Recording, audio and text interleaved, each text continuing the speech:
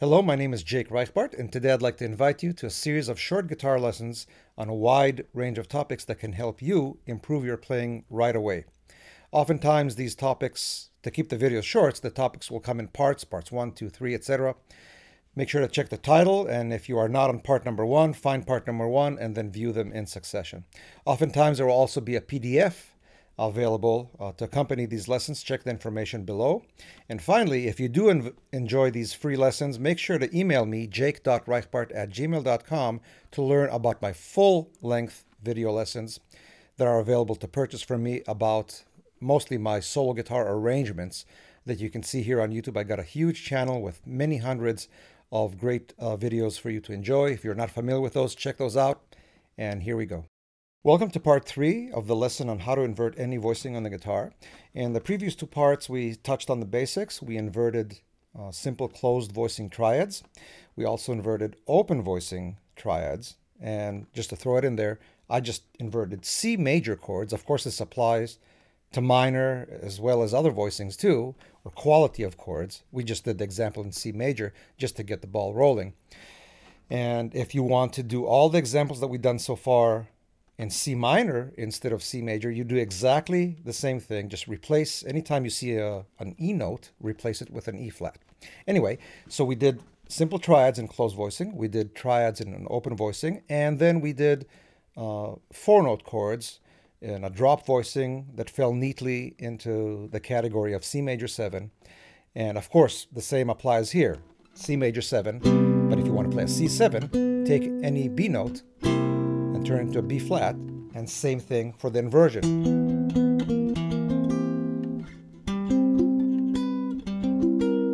And instead of playing this,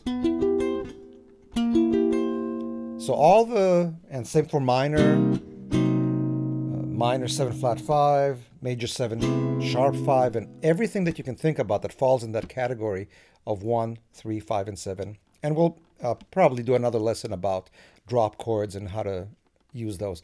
But this moves me on to the next segment neatly, because what I want to explore now are voicings that do not fall so cleanly into a category of 1, 3, 5, and 7. This part 3 and part 4 are going to deal with 2 such voicings that are not as neatly organized. First one, we're going to deal with this quartal type harmony. If you think of this voicing against the C, you can call it a C6-9. We all play it all the time because it's so easy to play, and we have the root right here to kind of anchor everything. So what are the notes in this voicing?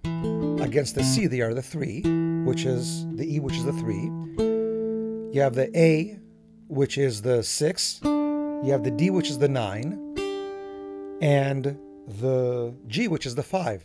And what you do is the same thing, even though this is an open voicing. On a sheet of paper separately, or if you can remember in your head, that's fine too, but it's always great to write it out.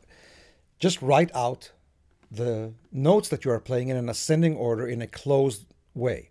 So in terms of the function of the notes, you will write 2, 3, 5, and 6.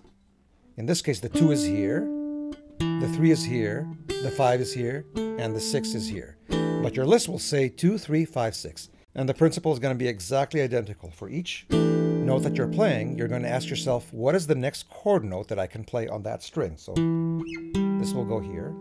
This will go here. 2 to 3, 5 to 6. You'll get this. This voicing. Refer to the PDF link below that you can purchase from me. And all these voicing will be illustrated. Same principle, moving each chord note up to the next note in your list on that string will give you this. And then finally, so putting the 4 voicings together,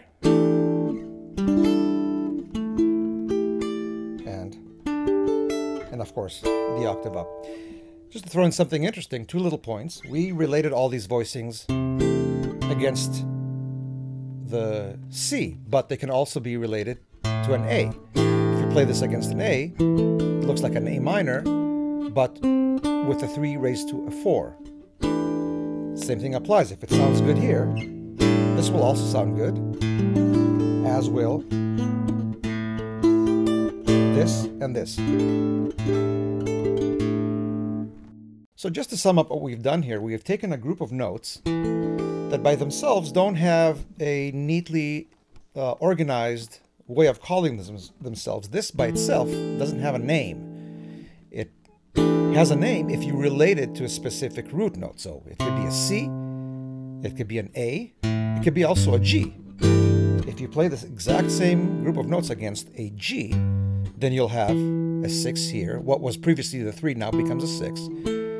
What was previously the 6 now becomes the 9. What was previously the 9 now becomes the 5. What was previously the 5 now is the 1.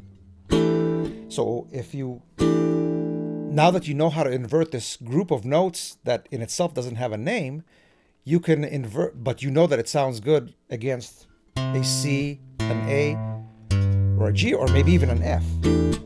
Because if you play the exact same notes against an F, now you have a major 7, a 3, a 6, and a 9. So that sounds great as well.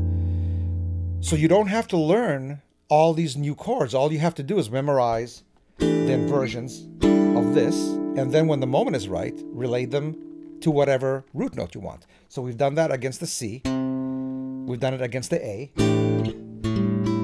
and we get this neat A minor sus sound. But what if we do it against the F? So here, this sounds great here. Let's see if we can finger that. That works.